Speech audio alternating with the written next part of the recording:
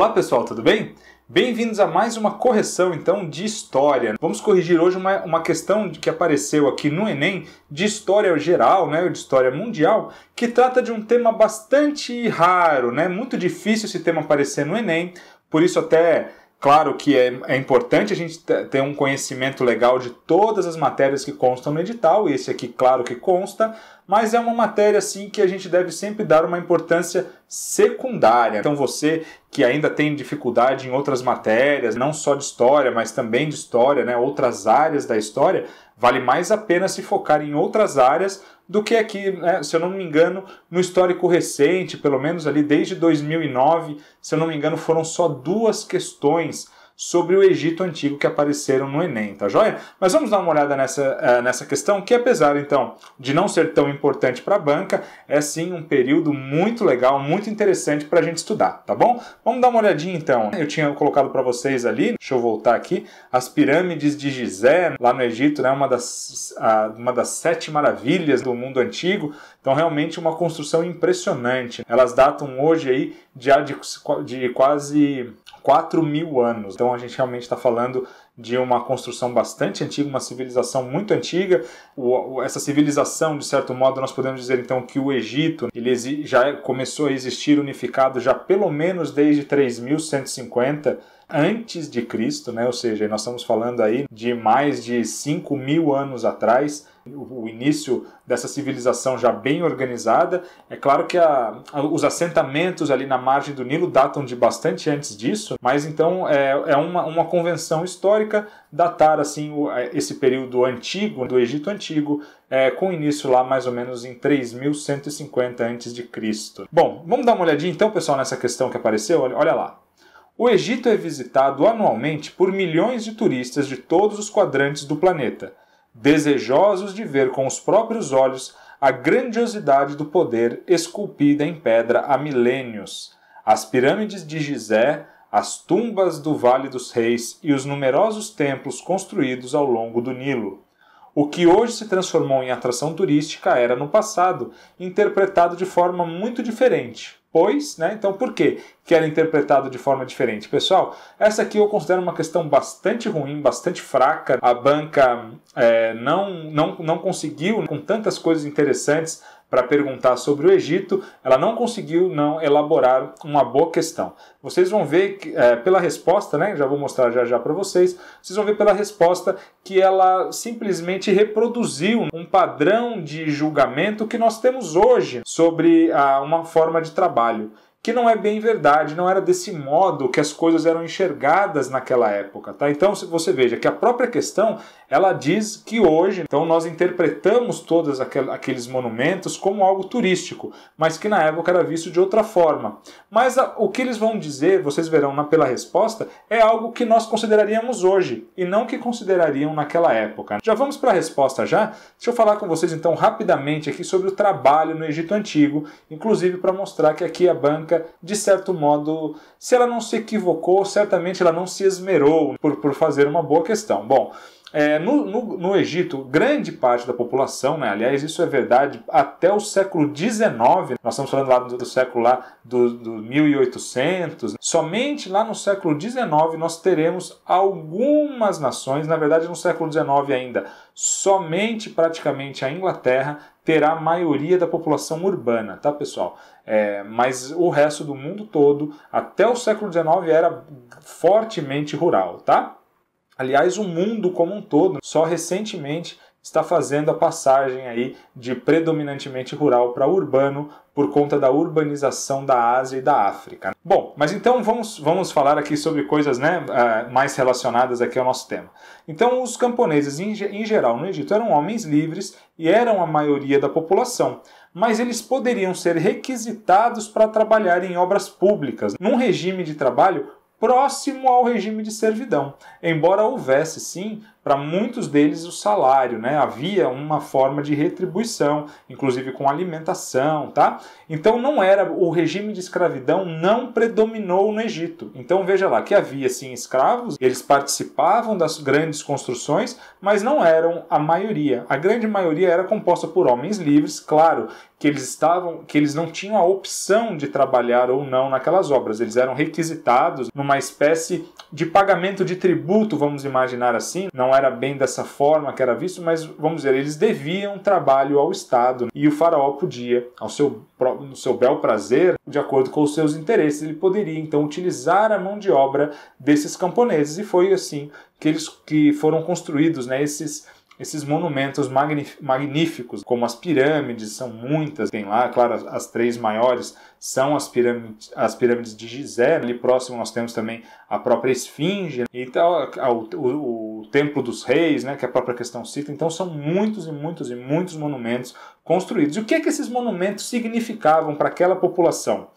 Em grande parte, a crença religiosa egípcia, ela acreditava que havia uma continuidade entre a nossa existência aqui na Terra e vamos dizer assim, o pós-morte. E, inclusive, com essa continuidade se dava, inclusive, utilizando-se o mesmo corpo, utilizando-se bens, né? Então, era importante, por exemplo, a mumificação, né? Então, nós vemos lá aquela conservação do corpo. Qual era o propósito? Para que aquela pessoa que morresse tivesse um bom corpo para continuar a sua vida pela eternidade, né? Além disso, ela levava, claro, alimentos, porque esse corpo iria precisar de alimentos, poderia levar muitas vezes a escravos, ou diversos bens, ouro, joias. Então a ideia é sempre essa, de utilizar então as coisas físicas também passavam junto com aquela pessoa, né, com o seu proprietário para o além. Claro que isso reflete muito mais uma característica das classes superiores, tanto dos faraós, mas também daqueles grandes funcionários públicos e administradores públicos que tinham, sim, bastante poder e por isso conseguiam acumular riquezas e levar muitas dessas riquezas para os seus túmulos. Então muitos, por exemplo, no caso das pirâmides, o que nós temos ali são enormes, gigantescos túmulos construídos, no caso das pirâmides, por faraós muito poderosos. Então significava isso. Significava, é claro, uma exposição do poder. Claro, quanto mais poderoso o faraó, maior as obras que ele seria capaz de fazer, sem dúvida alguma, mas também significava uma riqueza no pós-vida, né? uma vida eterna melhor. Vamos ver então o que a questão quer de nós, né? Ela quer então que nós entendamos que no passado esses monumentos eram interpretados de forma muito diferente. Por quê? Porque significava, entre outros aspectos, o poder que os faraós tinham para escravizar grandes contingentes populacionais que trabalhavam nesses monumentos. Pessoal, essa é sim a resposta correta, é o gabarito da questão, tá? Já é a letra A, mas eu quero mostrar para vocês que é uma interpretação, vamos dizer assim, bastante ampla. Não é um conhecimento mais específico sobre o Egito. Então, quando ele diz aqui, nós temos que entender que essa capacidade, esse poder que os faraós tinham para escravizar, no sentido moderno, porque na verdade aquelas pessoas, nem todas, ou grande maioria delas, não eram escravas. Embora estivessem trabalhando, fosse um trabalho forçado, não era o regime de escravidão que predominava.